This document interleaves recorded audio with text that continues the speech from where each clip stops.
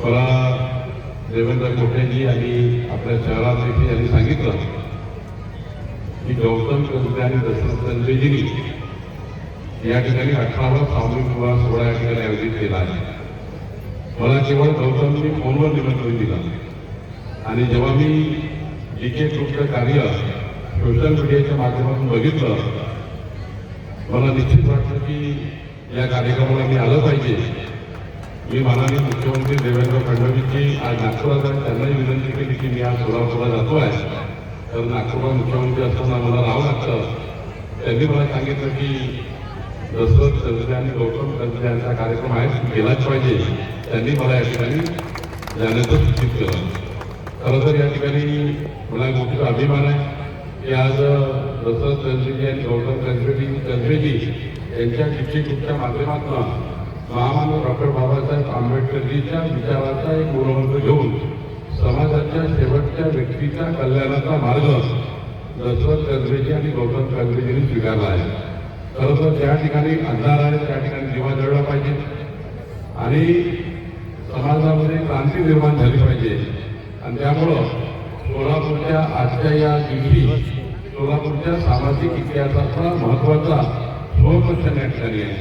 आणि या ठिकाणी करत असताना आपल्या 18व्या सामाजिक या सोहळ्याच्या माध्यमातून त्यांनी ही परंपरा कायम राखली.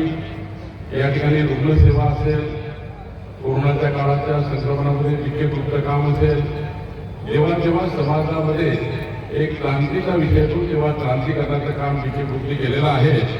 आणि जिथे जिथे व्यक्ती आणि समाज अडचणी झाला त्या ठिकाणी DK ग्रुपने अंगावर घेऊन त्या ठिकाणी मदत केलेली आहे. आणि या ठिकाणी माननीय जयकुमार गोरेजींनी सांगितलं की या ठिकाणी ज्या पद्धतीने निवडणुकीच्या काळामध्ये आज एक सामाजिक संस्थेच्या माध्यमातून सर्व समाजाला सोबत घेऊन माननीय जयकुमार गोरेजींच्या नेतृत्वामध्ये आमच्या विजयराव देशमुखांच्या सुभाषराव देशमुखांच्या या ठिकाणी महत्त्वाच्या मार्गदर्शनाखाली देवेंद्र कोटेजी, सचिन कल्याण शेट्टी त्यांनी आपण सर्व कंदरेजी आपण या पद्धतीने सोलापूर महानगरपालिकेमध्ये एक अभूतपूर्व विजय मिळवला. आणि आज सर्वसामान्य जनतेच्या प्रश्नाला या ठिकाणी सोडवण्याचा आपण प्रयत्न करत आहे. मला मोठा अभिमान आहे की आज सामाजिक संस्थेच्या माध्यमातून अनेक कार्यक्रम या ठिकाणी होतात आहे. आज मी जास्त वेळ घेणार नाही कारण पुन्हा एकदा थोडं लागणार आहे.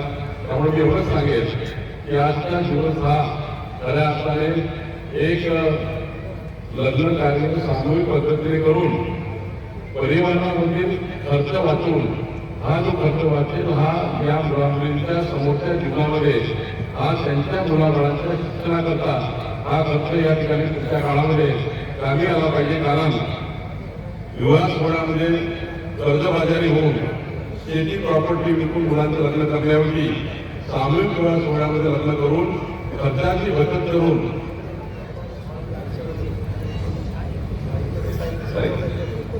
या ठिकाणी हा जो पैसा वाचेल या पैशामध्ये खऱ्या अर्थाने पुढच्या पिढीचं भविष्य आहे. आणि म्हणून या ठिकाणी कर्जबाजारी न होता, या ठिकाणी आपल्यावर आर्थिक संकट न ओढवता या विवाह सोहळ्याच्या माध्यमातून आपण या ठिकाणी एक सामाजिक बांधिलकी तयार केली. एवढंच नाही, खऱ्या अर्थाने या सर्व वधूवरांना त्यांच्या जीवनामध्ये प्रतीक्षेच्या ठिकाणी आज सामूहिक विवाह सोहळे हे प्रतीक्षेचे झाले आहेत. सामूहिक विवाह सोहळ्यामध्ये लग्न करणे म्हणजे प्रतीक्षेचं आहे. खऱ्या अर्थाने समाजामध्ये एकरूपता निर्माण करणे, महामानव डॉक्टर बाबासाहेब आंबेडकरजीचा जो या ठिकाणी संदेश होता तो पूर्ण करणे आणि संतांच्या भूमीमध्ये संदेश या ठिकाणी पूर्ण देणे आहे. शेवटी सामूहिक विवाह सोहळा करणे म्हणजे समाजामध्ये समता निर्माण करणे ही भूमिका अत्यंत महत्वाची आहे. ती दशरथजी गौतमजी आपण स्वीकारली.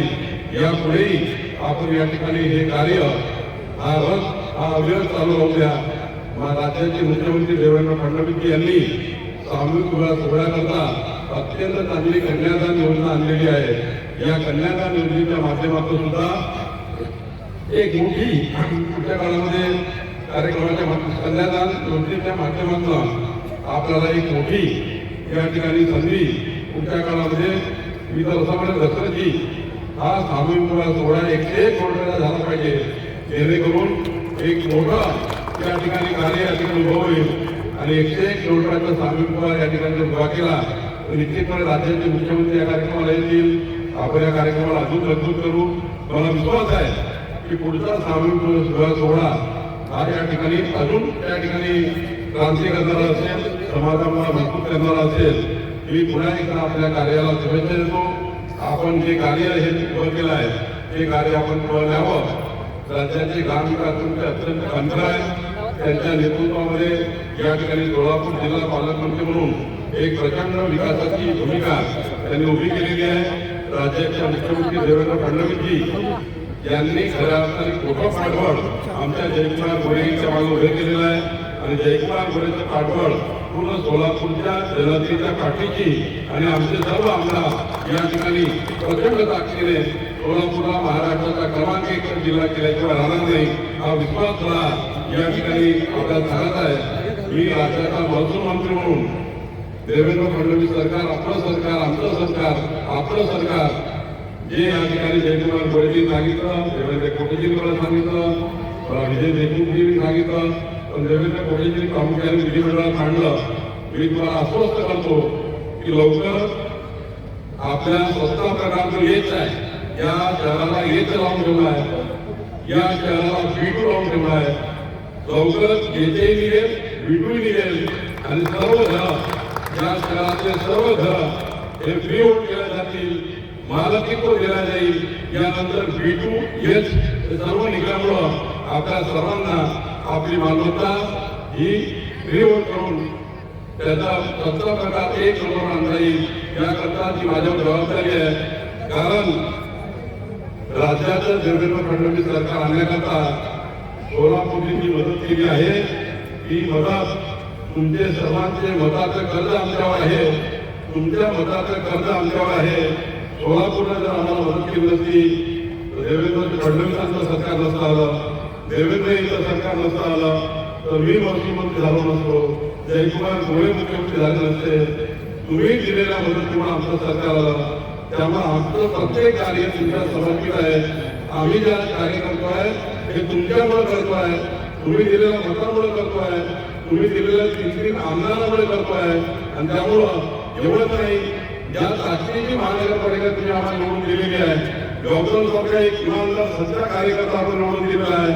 असे इमानदार कार्यकर्ते ज्यामुळे आता या सोलापूरचा चेहरा बदलला आहे.